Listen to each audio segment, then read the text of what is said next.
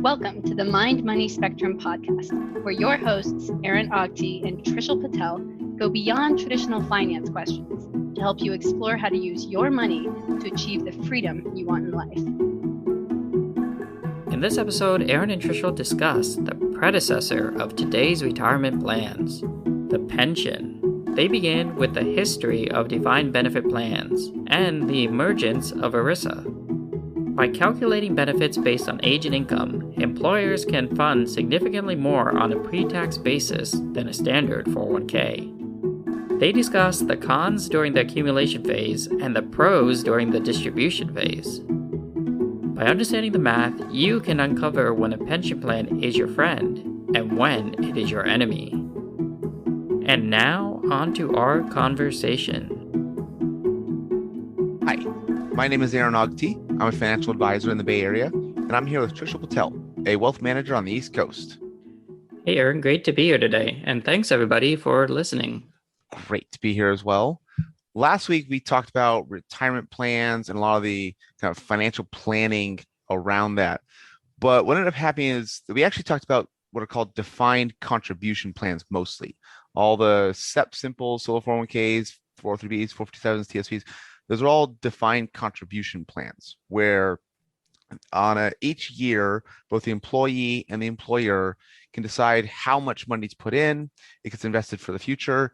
And whatever you have in the future, based on the money you put in and the investment growth, that's what you have.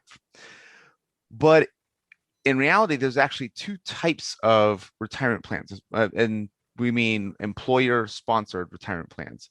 There are defined contribution plans and defined benefit plans.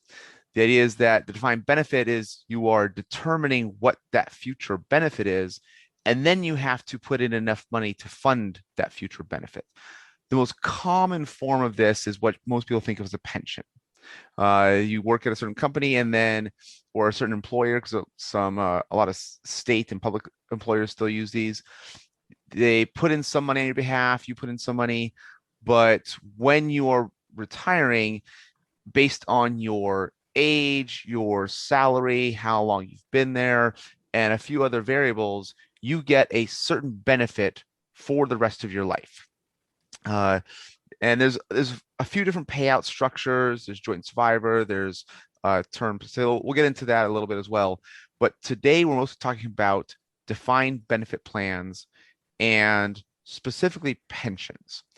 So because there are a variety of different types of defined benefit plans, and pension is a kind of catch-all phrase for this idea of there's a big pool of money that employer funded, and then based on mostly usually your age and service time or salary, they'll turn that into a lifetime annuity. You get a certain amount of money every month or every year for the rest of your life. Sometimes adjust with inflation, not always, but we're going to kind of go into that.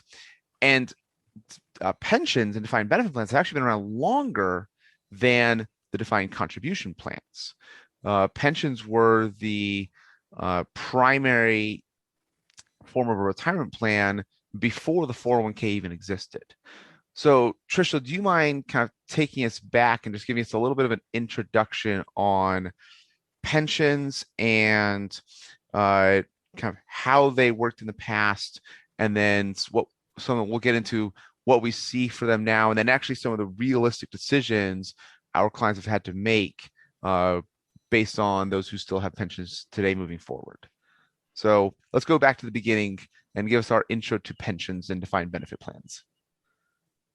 Yeah, happy to, Aaron. So as you had mentioned, defined benefit plans actually predate the defined contribution plans. In fact, there's evidence that public sector workers have been receiving some sort of pension throughout history, going back all the way to ancient Rome. For example, the soldiers in the times of ancient Rome, they were guaranteed an income after they retired, this notion of a pension.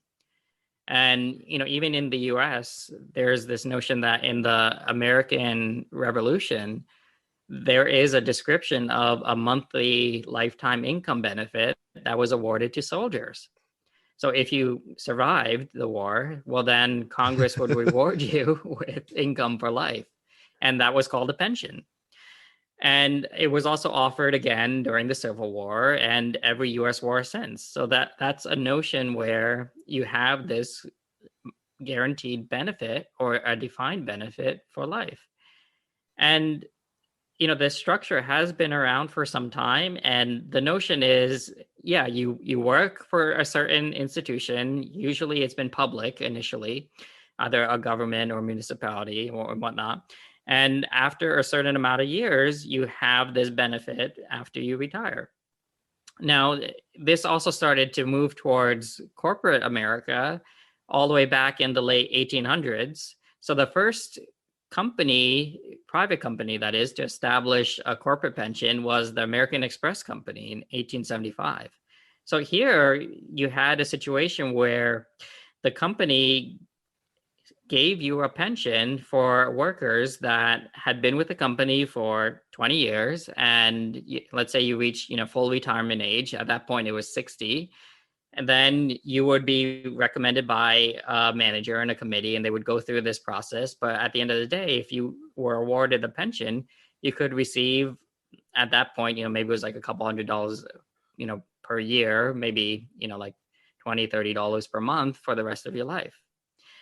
And that started to spread to other private entities across the US. And it actually became pretty common in, the early 1900s to have this type of notion.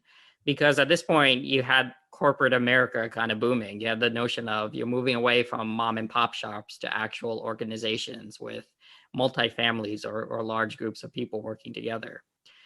However, it's a concern as well, because if you're guaranteeing a benefit, well, then the corporation has to kind of stick around.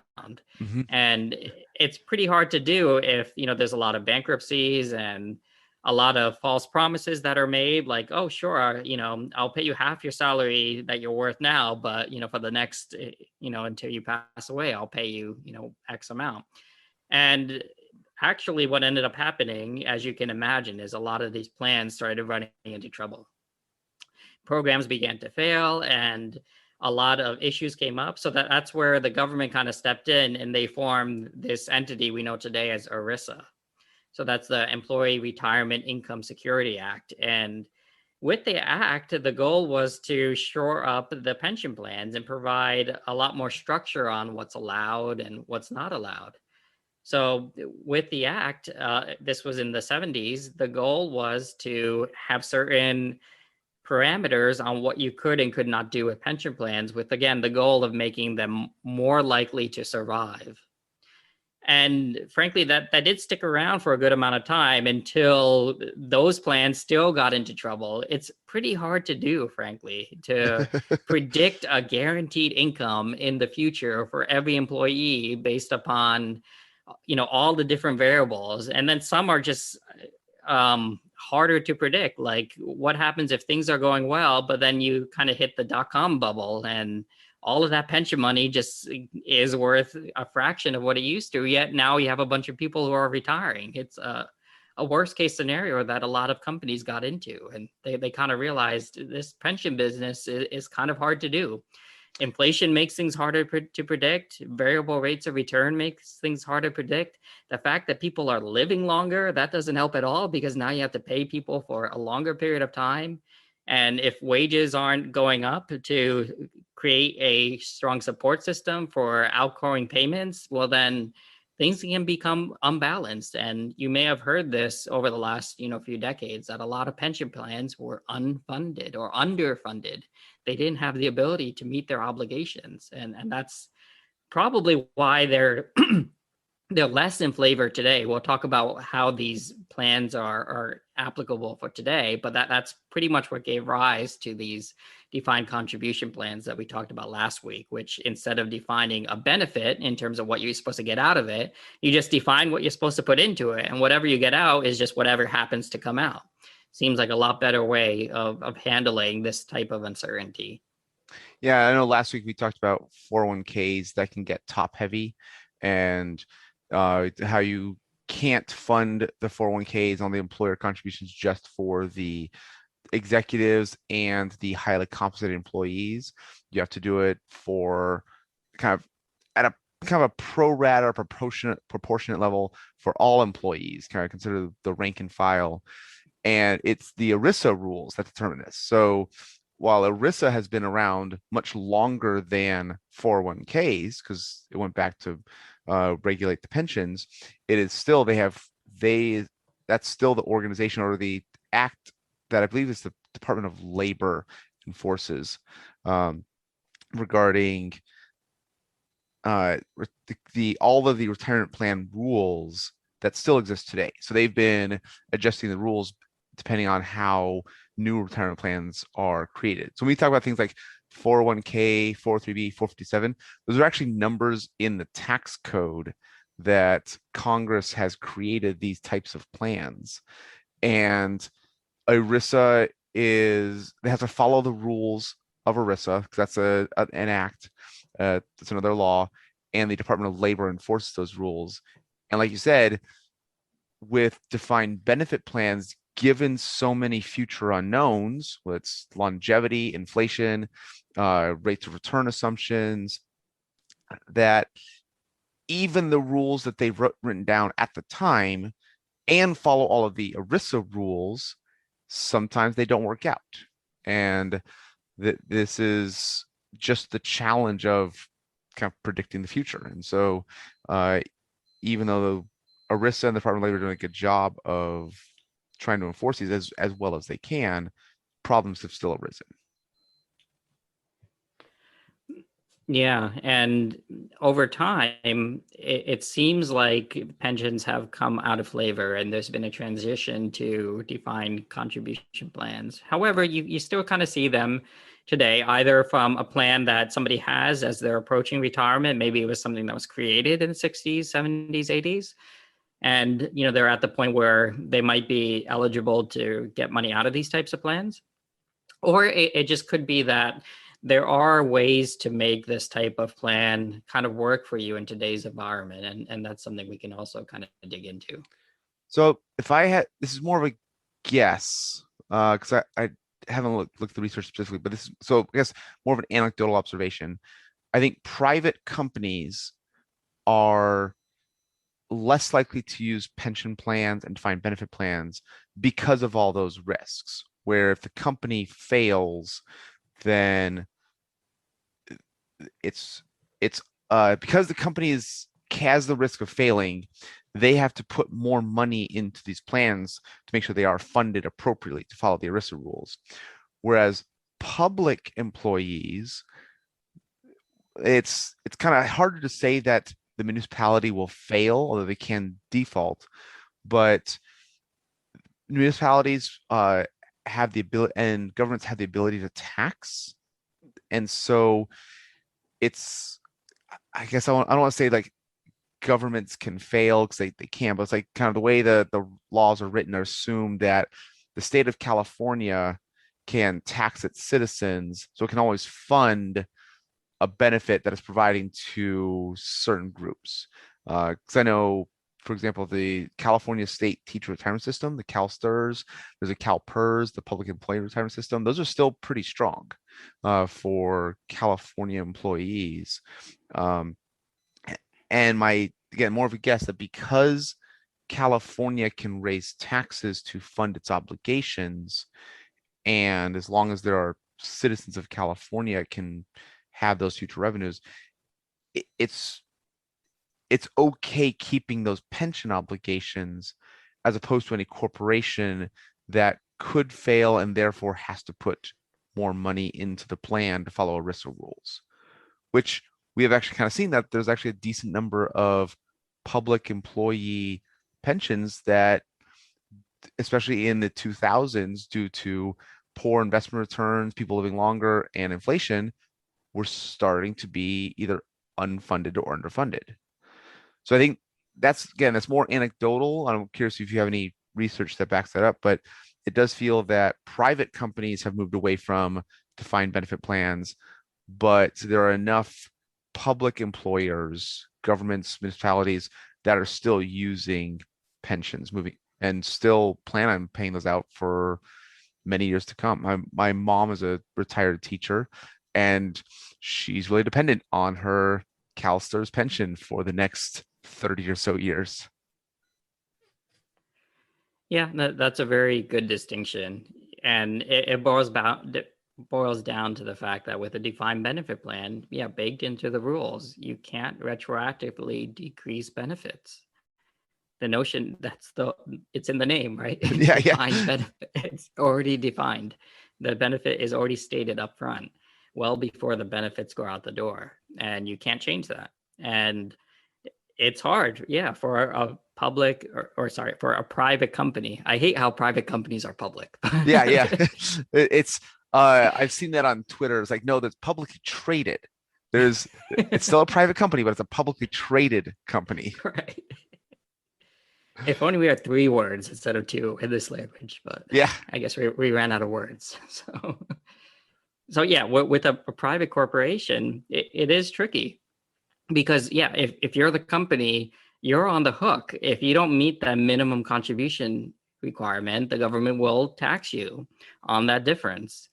And even if you try to put in more, they'll tax you. So it's hard to do as well. You need to get these numbers right, and you need to have an actuarial statistician go through this and figure out, for these set of employees, here are the numbers in terms of how long they plan on working, how old they are currently, what are their ages, and what type of benefits or what are their salaries now and what are their expected salaries in the future. So all of this stuff goes in, and then we have to take all of the money that comes in and hopefully grow it at a rate so that we can guarantee this benefit at a certain, age time in the future, or across multiple times in the future, because of course not everybody's going to be retiring at once. It's really hard to do. And in my mind, what it actually speaks to is if you want to have this sort of guarantee, you're probably going to be far less efficient in terms of the returns you might be able to generate if you didn't have the guarantee. That's my personal take. And the reason I kind of say that is, pretend you had to target an exactly 7% return 20 years from now. Well, there's that versus, you can target an 8%, but you can be between 6 and 9, something like that. That's a lot easier to do.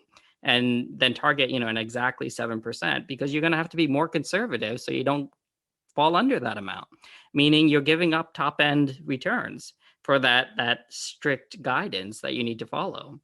So I personally think having a defined benefit plan with those strict rules probably lessens the amount of overall capital that might be returned to employees. So I'm not a terrible fan of them. I think they might not be as efficient as it could be. And I think there's probably a better way with the defined contribution plans. However, they are still there in the public sector, and they are still around, and they do pop up every now and then. So they're definitely worth considering as far as their overall impact, especially if it pertains to an individual. But the other thing I might say to add on to your point, Aaron, is that we have Social Security. What other plan that guarantees a benefit when is any larger than that one, right? You have this plan that has this constant fear of being unfunded for the exact reasons that we're talking about. Now, the federal government has this get out of jail free card because they can just kind of say, well, we're off by a few $100 billion. Well, okay, let's turn on the printing press for a few weeks, and there we go. We filled that gap.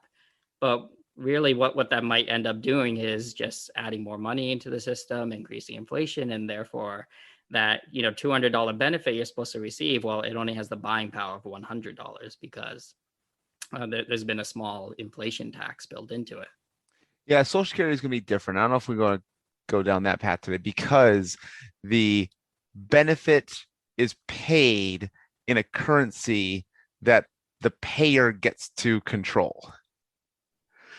So it's like I could say I'm going to guarantee Trishul a retirement benefit of $100 Aaron dollars a year or $100 Aaron dollars a day. That doesn't matter. I can just keep making Aaron dollars and keep sending them to Trishul. Now, so that's good. So discussion on Social Security gets into fiat currency. I don't think it's part of today's conversation, but there's one thing I might end up disagreeing with you, because I agree with your logic about the rate of return assumptions in pensions, where if you're trying to fund it actively, like if a company has current retirees and we're trying to fund it at 7%, getting 6% for the next decade can actually make it really hard to fund those current retirees and those future retirees. You can't use, okay, we'll average 7% over the next decade, but we'll get 6% for the first decade and 8% for the second decade. That you might have kind of gone down too much. You had too many withdrawals, and you can't get for that 8% second decade to make up for it, which does lead to being a little more conservative in the investment. So like I said, I agree. They're taking the top off. But when it comes to clients who have pension choices, one of the most common one is kind of taking a lump sum of the current value or taking the guaranteed payments. Most of the time I actually end up recommending the pension payments and taking that. And so I want to get into, not right now, but I think a little later in the conversation, of why I agree that the pensions aren't great, but still will recommend taking the pension for each individuals who have benefited from that. So before I want to get into that, I want to ask you to kind of describe the funding construction. If you were a solo, so instead of you're a small business owner, but it's just kind of you, maybe you and your spouse, or you had a few employees or a bigger company, how would you start to put together a defined benefit plan, and kind of what are some of the funding constructions that go into that? Well, at a high level, in today's world, the reason you may be thinking about this is something that we talked about in last week's episode, where we had these contribution limits on the various defined contribution plans. And there's as many flavors of those plans as there are flavors of ice cream at Baskin Robbins, which have we figured out, does that company still exist? I don't know. Baskin Robbins, you know what? I want to say, yeah, of course they do. But then I realized the one Baskin Robbins store that I know that's close to me has been closed for a year. I'm like 95% sure the company still exists, but no, I'm not 100% sure.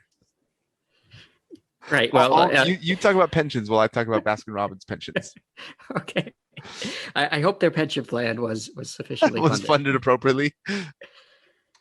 And so all of these defined contribution plans have various limits and caveats and rules and whatnot. But basically, if it's crafted pretty well, there's a chance you might be able to put maybe $58,000 a year in a shelter of these types of plans, depending on, again, a lot of different rules. We talked about it last week. However, with a defined benefit plan, there's the potential of getting out potentially $230,000 a year in annual benefit. So now this isn't the amount you put in each year, it's how much you get out each year after you retire. So how much you put in has to be, just backing out the math and using time value money, figuring out how much money you need to put in while you're working to fund that maximum benefit. Now, to get that maximum benefit, it's likely that A, you're going to be earning a lot, and B, you're going to be able to be in a position of putting in a lot per year to be able to get that large benefit. But the notion is that a lot per year is likely more than that 58,000 cap. So that's why you would be going through these steps, because a defined benefit plan potentially allows you to defer taxes on a lot more money. And that's what we're talking about here. That's the benefit you're getting in terms of tax savings. It's like your 401k plan, where you're putting pre-tax money in, you're letting it grow tax deferred. And then when you're ready to take money out, and hopefully at that point, you're at a lower tax rate, even then you can pull money out and pay your ordinary income tax, and you're kind of good to go. Now, again, with a defined benefit plan, there is, again, this potential to put a lot more money in than you would with these other defined contribution plans. And for a case where, you're in a position to control the parameters of how this works, what you might be able to do is define a plan where in some cases you can actually maximize across other different contributions as well. For example, the government says that you can have other retirement plans. So you would still have your 401k.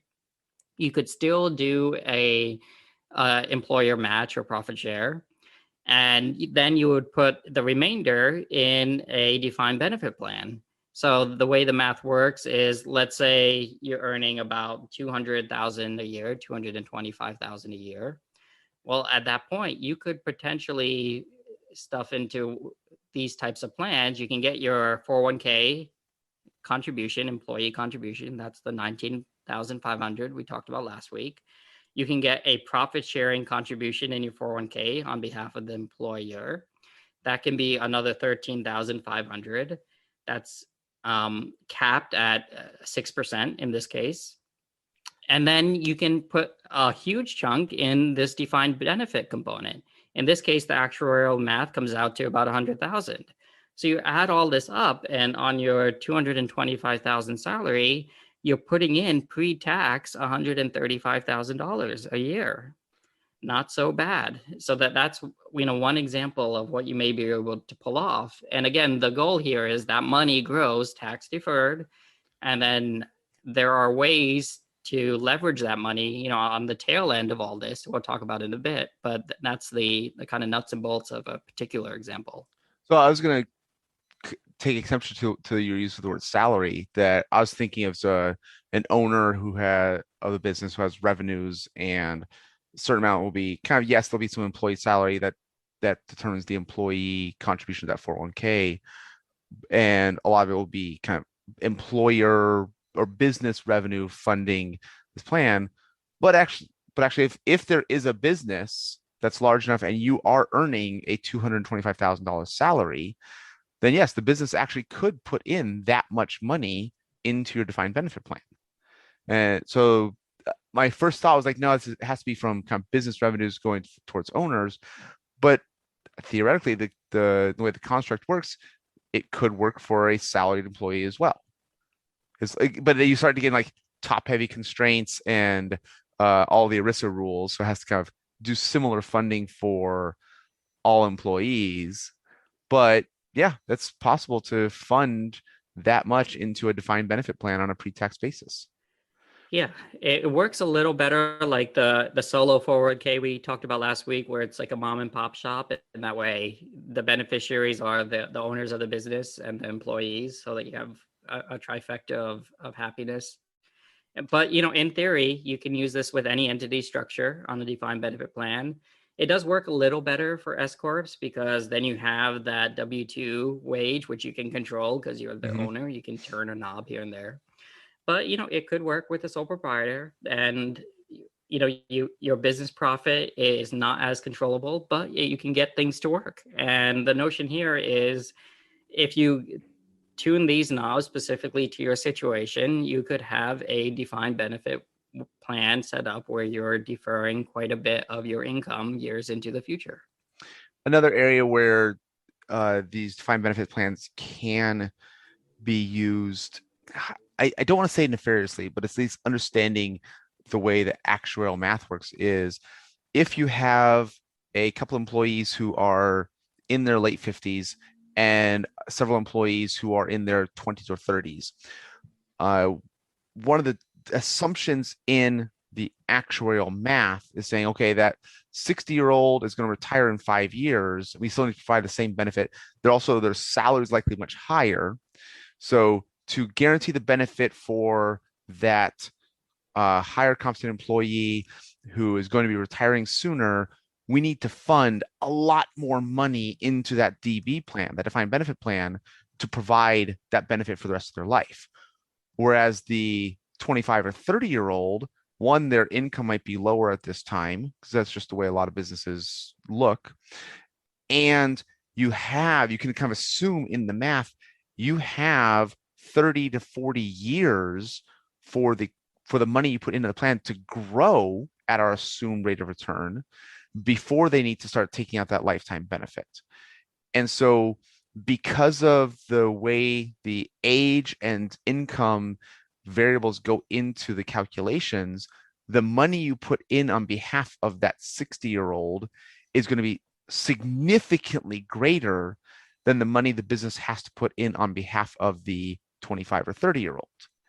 And so whereas the 401ks we talked about has to be highly compensated employees and there can't be top heavy, has to kind of pro rata, the business to kind of contribute the same percentage of their salary to all the employees. Now, because you've added the age component, it might say, okay, we need to, the business and this defined benefit plan need to fund $100,000 per year for the 60-year-olds, but only $5,000 per year for the 25-year-olds, because we need to fund $500,000 in the next 5 years to provide that higher benefit, where we can do $5,000 to $10,000 per year for 40 years and still get that dollar value up high enough, given us, again, assumed rate of return on our investments. So this is another way that a defined benefit plan could be used to help owners, executives, and highly compensated employees and still follow all of those ERISA rules in a way that a defined contribution plan would not allow. So it's not trying to be discriminatory per se, but it ends up feeling that way anyways.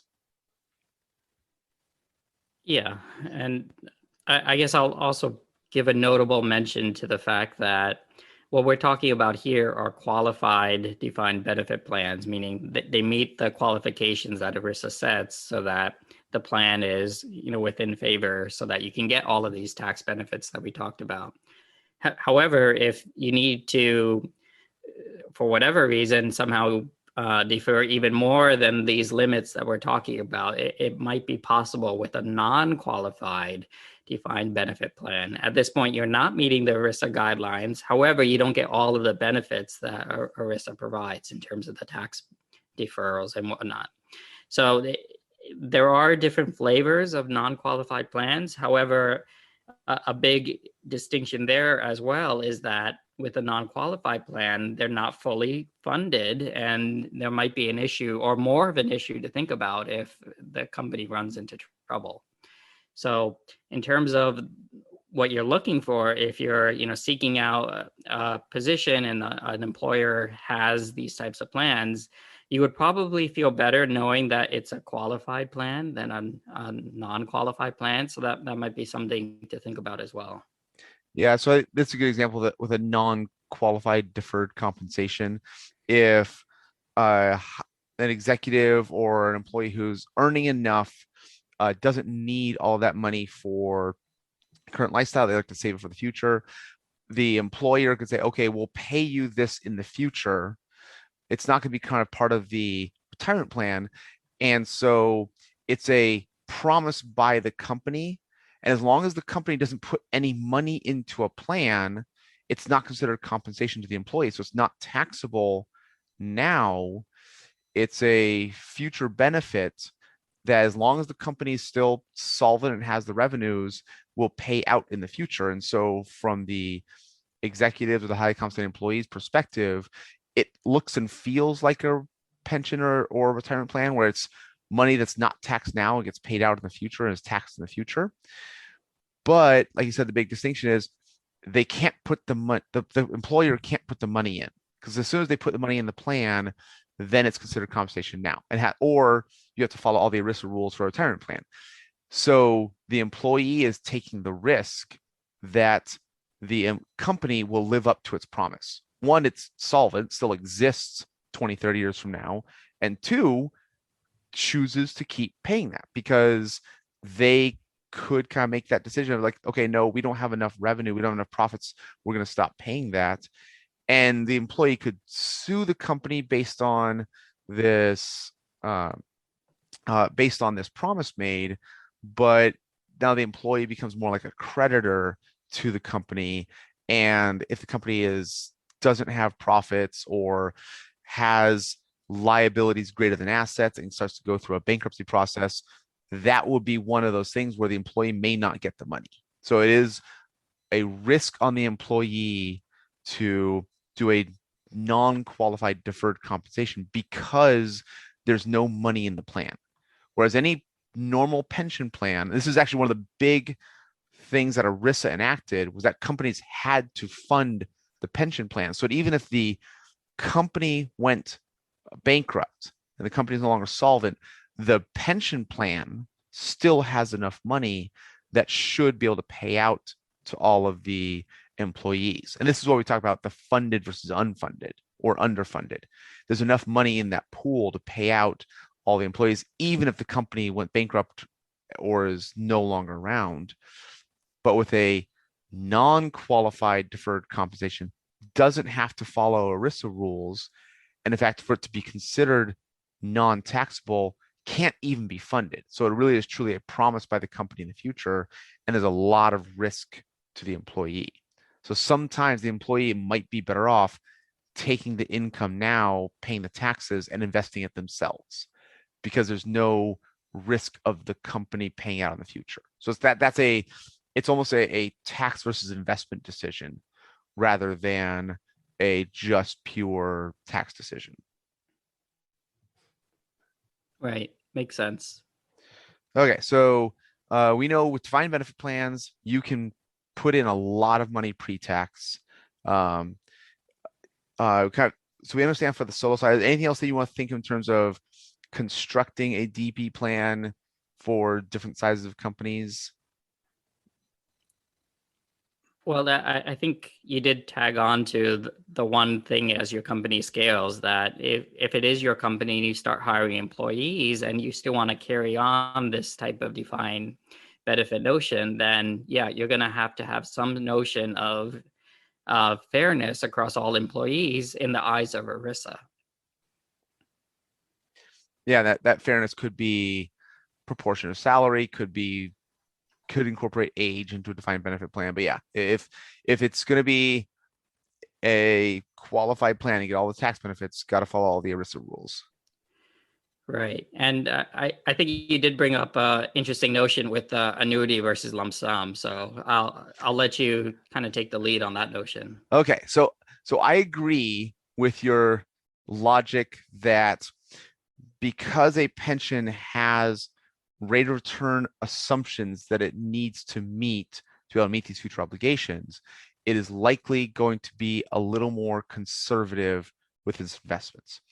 Very roughly, instead of Trishul putting his investments 100% in equities, trying to target that average 10% rate of return, knowing that he'll go a few years in a row with negative returns, or at least kind of goes down and hasn't come back up yet, a defined benefit plan usually can't take on that level of risk. So it's going to be half bonds, maybe 60-40, it's kind of 60% stocks, 40% bonds, but it's definitely going to be more conservative. It can't weather the same volatility, which is, so side note, this is something that comes up with anytime you're looking at investment strategies, especially for what's kind of been dubbed the Yale model. Yale has an endowment of billions of dollars that they invest that's trying to provide money to the university each year. And the university uses it for any number of projects. But the endowment idea is that it's kind of perennial. It's every year, but it's ongoing. It's longer than any time frame. It's longer than any individual's life. And they end up being kind of both more conservative than Trishul would be, but also they use other investments. So you see things like hedge funds, private equity, real estate in those models, and certain pensions will do something like that. But just having a 60-40 model of just trying to reduce the volatility is the general goal. They're trying to get these close to equity returns, but reducing volatility. And one of the big ways they can do that is that they don't have to worry about time frame. And it's a similar concept to the way pensions work when it comes to the lump sum versus the payments coming out. Many times when clients come to me and say, okay, my pension company says, okay, I can take this money out as a lump sum. We can roll it over to an IRA and invest it however we want, or I can get this benefit for the rest of my life. It's almost always like a dozen different payment options because they're joint and survivor rules. If you're a married couple, you can have it so a lower benefit, but if you pass away, your surviving spouse gets the exact same benefit. that'd be considered 100% joint and survivor. There could also be a higher benefit where you'll get that while you're alive, and if you pass away, your surviving spouse only gets 50% or 2/3. And so it's a higher benefit now, but it will go down if you pass away. Or you can do something like, okay, it's going to be a life only annuity where it's going to be the maximum benefit you can get, but if you pass away, all the payments cease. And this is actually just all actuarial math. The idea is that if you pass away a year from now or even a month from now, there's nothing else the company has to pay out. So, but if you live 30 years, say 60 to 90 or 65 to 95, you have gotten the maximum benefit from that pension. And the pension kind of doesn't care because we've talked about law of large numbers in the past and the pooling effect, where if you have enough participants in this pool, you can actually pretty accurately predict the mortality of about half the pool. You can look at life expectancy and get pretty close. We know of all the 65-year-olds, about half will live to like 82, 83 and live longer than that. The other half will pass away sooner than that. And there's actually a pretty good bell curve, a pretty good normal distribution around that life expectancy. So you can get pretty accurate. It's like for all those who choose life only, for those who pass away, say a year from now, they're kind of funding the opposite end of the bell curve for those who live 35 years, 40 years. And you can kind of do the same math pretty consistently of if you choose a joint survivor, they also ask for the spouse's age. And so that we can actually accurately predict the probability that you will live this long, given a normal bell curve. You pass away, then the survivor benefit will pass away longer than that, because there's also probability that the surviving spouse predeceases the plan participant, and they kind of incorporate that math in as well. But they're pretty good on all the math. And so when it comes down to the individual decision, the main difference is if a client comes say, okay, we're going to take out this lump sum, roll it over to an IRA and start taking money out. Now I'm helping that client with a withdrawal rate conversation. We've discussed this many times where depending on their age, their risk tolerance, ability to be flexible, if they're in their 60s, we're probably looking at a 4 to 5% withdrawal rate. Because if they happen to live 30, 35 years, we need this money to last that long. We're now moving from the law of large numbers to an individual case. And so now we need to be prepared for that really nice upside that they live 30 to 40 years. And the most likely scenario with that withdrawal rate conversation is that they still have money left over when they pass away. And it goes to there. Most people have no problem with this because it just goes to their children, it goes to their heirs. They get to leave this legacy. So they're okay taking lower money out of their portfolio, make sure that worst case scenario, it lasts my entire lifetime. Best case scenario, it lasts my entire lifetime, and there's a lot of money left over to leave to my kids. But with a pension, they can plan out that they don't need to have money left over. They can plan out, given enough people, when you will pass away, or at least when like the probability that you'll pass away, they don't need to have money left over. And so they don't have to plan on 30 years from 65 to 95. They only need to plan on 18 years or so whatever the math is now, because it changes based on longevity and new data. But they only need to have enough to fund 18 years. And so because they only need to fund a little bit more than half of your 30-year time frame, they can pay out a higher withdrawal rate. They can pay out somewhere between 6 and 8%, depending on rate of return assumptions and interest rates at the time. 10-year treasury interest rates come into play into these calculations. But pretty consistently, because a pension can pool the money and doesn't have to have money left over. It only has to pay out to kind of average life expectancy. The withdrawal rate that you would get from a pension is almost always greater than the income you could take from your own lump sum. And the only way you could take out a higher withdrawal rate if you had that lump sum in your IRA is if you knew when you're going to die. Is if you knew, I'm 65, I only need this money to last 18 years. I only need this money to last 20 years. But because we can't make that prediction at the individual level, we have to be more conservative. Whereas the pension doesn't have to, it's conservative on its rate of return assumptions while money is growing, but the payout, they can pay out a higher amount. So if it was $100,000 as a lump sum, for an example, you might roll that over to an IRA and take out $5,000 a year. But if you keep it in the pension, your payout might be $8,000 a year. And then it might even be something like 8,000 or 9,000 per year for life only, 7,000 a year for joint and 50% survivor, and 6,000 a year for joint and 100% survivor. Because when we starting the math of like the odds that one of you and your spouse will live longer than 30 years start to go up quite a bit. And so we don't know who will live longer. It's usually the wife, just because females have longer life expectancies.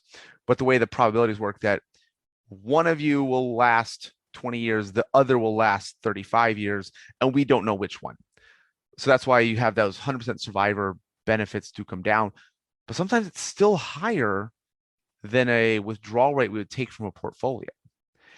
And so this is why, even though I agree that the defined benefit plans have to be more conservative on the assumptions, of probably giving up some upside through the accumulation period and on the rate of return assumptions, on the withdrawal side, they tend to provide more money for clients' lifestyles.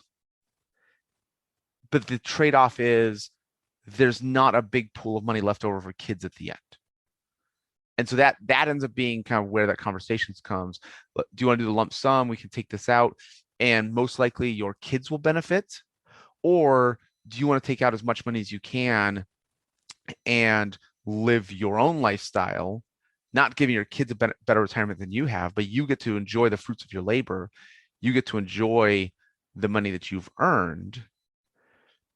And if you happen to live into your late 90s or past 100, the pension will still pay that. You've removed that risk of running out of money because the pension's already taken care of that using law of large numbers, normal distribution of life expectancy, and the actual calculations. So I'm curious, have you had similar conversations, Trishul, about that, the individual case of a lump sum versus annuity payments? Yeah, in fact, it comes up in that specific scenario that you mentioned, where it's quite similar to an individual who has an annuity, where they might have the same decision to make. They have this annuity contract, it's annuitized at this point, and they paid into it, and they have a decision. Do you keep it, or do you take this guaranteed payment for life? Maybe the numbers are about the same, 8,000 a year versus you get just 100,000 if you kind of cash in the policy.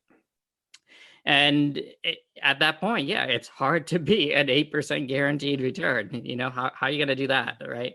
And especially since you're at the point where you're maybe in your 60s or 70s and you need, there's not that much time left for that money to grow if you were to take it out. I think the way we kind of think about it, or that I think about it in my mind, is there's that comparison, the 100,000 versus the 8%, but there's the other option, which again you don't really have right now. If you could have gone back in time and instead of putting that money into that pension or that annuity, you let that grow, now you would have three options, right? But when you're at call it 70 years old or 65. You have option A, the 100,000, option B, the 8,000. But look, there's option C, that money that you were putting into this annuity or pension, had you had the chance to do otherwise, you put it into this other bucket, call it your defined contribution plan. And that might actually have, like I said, grown at a higher clip because it didn't have these obligations, these embedded restrictions. So you might actually have 200,000, right? Something like that. Mm-hmm. At that point, you can meet that 8% quite easily, or a lot more Well, easily. That's 8% 4%. of, you can meet that 8,000, the 8% Sorry, of the 100,000. 8,000, yes. Because it's only That 4% of 200,000. Exactly. Yeah. So that's like the apples to apples to apples, but we don't have that option. And I guess my point is, I see if you're already stuck with the option of having a lump sum versus a guaranteed annuity for life, where the guarantee annuity can make sense. But I like the time machine version of where you go back in time and convince the bosses that, hey, this is probably not the best idea because it's a one size fits all solution for everybody. And you're going to leave some people with this option of only getting 100,000, when they might have preferred to do the defined contribution plan. So there actually is a way to get the best of both. Now, one, if you're doing the defined contribution, you maybe can't put as much money in as you could with the defined benefit plan. You may not be able to fund that $130,000 pre-tax. But if you can fund a lot of it into a retirement plan, maybe doing the up to the 58K, but you invest in all equities and you're getting the equity returns for a few decades. So you got the maximum rate of return that defined benefit plans in real life don't get. But then you could actually kind of get your own annuity. It's called a single premium immediate annuity, or SPIA, where you would give the money to an insurance company, and the insurance company will provide the same law of large numbers. They have enough people pooled together, invest in putting money in annuities, that they can apply the same math that the pension can, and you can actually get those higher payouts. They are a little more subject to the interest rate risk, and so the 10-year treasuries at the time that you start the annuity do have a bigger impact. So recently, their payouts have been little bit lower, in part because of the government regulations on how the insurance companies have to keep their reserves invested. They can have a certain amount in real estate, a certain amount in fixed income, a certain amount in guaranteed, a certain amount in equities. So they have behind the scenes their own kind of restrictions on those payouts. But you got all the equity returns on the amount going up, and so now you're getting more of the benefit from the longevity aspect. And so using defined contribution plans and saving your own money, investing in equities for long term, is the best way to kind of build the most capital. But you could create your own kind of pension and use a SPIA, or single premium immediate annuity. These aren't as popular, in part because people don't necessarily like the idea of giving up the control of the money. That if I've saved $200,000 and I want to get a $16,000 per year benefit, then I have to give up all that $200,000. There's going to be nothing left over for kids. Then realistically, they can add in like period certain. So you can do a 10-year certain, will pay out at least 10 years, but that'll reduce the monthly benefit that you get. The actual math is pretty easy there. So it's not as much as your life only benefit. It'll be less than that. And you could even add joint survivor with a period certain. Like you can kind of combine these to figure out the Baskin Robbins flavor that you like, which I did double check. They are still around. There's some on the peninsula near me, just not in Foster City, right down the street. Awesome. But you can kind of design the flavor of income you like based on the guarantees. And these kind of are still around, and they work pretty well. And they have come up in retirement planning quite a bit as sometimes bond alternatives when it comes to planning because the guarantees based on lifetime and age, or sorry, life expectancy and age can be more powerful than the interest rates that current bonds are earning. And this can actually have really kind of possibly get the best of both worlds that we've been talking about. Now, again, but it's the explicit acknowledgement that there's not going to be anything left over for kids. And that's another thing that people aren't always excited about. They would actually rather take their 4 to 5% withdrawal rate and then still have something left over. That tends to be what most people prefer, but there is a decent number of people who would be happy to have the greater life guaranteed lifetime income, and they're okay that there's nothing left over for heirs, or some combination of the two. So maybe if they built up that $200,000, they might put 100,000 generating the 8,000 per year, and then the other 100,000 is only generating 4,000 per year. And so now they've gotten up to 12,000 per year with about half left over for kids, likely. So there's combinations of those two. It doesn't have to be all or none that some people do find enticing. Good stuff, Aaron.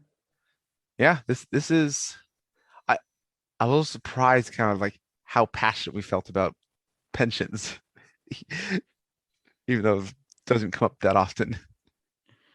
A little bit, but at least we kind of, did the whole gambit when it comes to these types of retirement plan solutions that you might see from an employer. Yeah, I guess I like the idea of choices when you can. So I think that's why the only big thing that I don't necessarily like about pensions as they're most commonly constructed is the employee just doesn't get much of a choice. Whereas when they have built up the benefit, then the choice between life only or joint survivor or period certain, or even just you cashing out and you doing a withdrawal rate strategy, they get to control it. They get to decide which flavor they like. Right. Yeah. I mean, I'd say if I stepped on my soapbox for just a minute, a little, I'd say that the reason people probably choose the defined benefit at this point is just because you can put in more. Yeah. And that might be the defining factor. But, I'd say, I don't know if that's really, I don't know, fair or, just here we have a complex program that takes a lot to administer, but you get this huge benefit. But by the way, it only makes sense if you make a ton of money, and that's who's probably going to leverage it. It just doesn't quite sit right. That's one good point. Like, and we didn't kind of address that explicitly. When you have defined benefit plans, you have to hire the actuary to do the calculation. Like, yeah, the actual administration of these plans is more expensive than the vast majority of the defined contribution plans. Right. And it's just one of these other things that it's likely that this is going to be leveraged by an employer who has employees that make, hundreds of thousands a year or something like that. Yeah. And yeah, the goal is to allow these employees, to defer a lot of their income. Yeah, it's going to be paid out in the exact situation I described of the 60-year-olds are going to be putting in $100,000 and the 25-year-olds are getting a $5,000 per year benefit. Yeah. And it's the way, but that's how the math works. And but that's why they chose it, because that's how the math works. Yeah. So yeah, I'd say, if we want to clean up this whole mess, just change the defined contribution limit to 100,000 or something, and cap the defined benefit to that, and then, let people put that amount into their individual accounts, and then employers don't need to worry about all this stuff. But provide a very strong incentive to get employees to put their money in. Yeah, and might clean up a lot of the bureaucracy we see. I still like that, because even if the executives want to put it more in using a non-qualified deferred compensation, there's kind of enough risk there that it's if they're willing to take on that risk, then yes, I'm okay with the benefits they receive from that. Right. But they like that I'm okay with that choice of theirs. And just because you're in your 30s and you want to put away 100,000, why not? Why do you have to be 60 and then you get to put away? Yeah. Anyway. Okay. I'll so Trishul's fixing ERISA and cutting out thousands of lines of tax code. I like it. One step at a time, Aaron.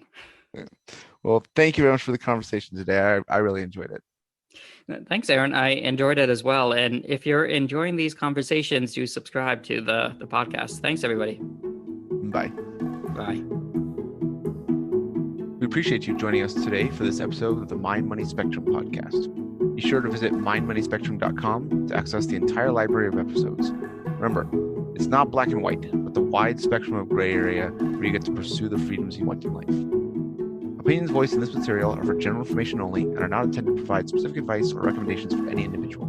All performance referenced is historical and is no guarantee of future results. All indices are unmanaged and may not be invested in directly. Have a nice day.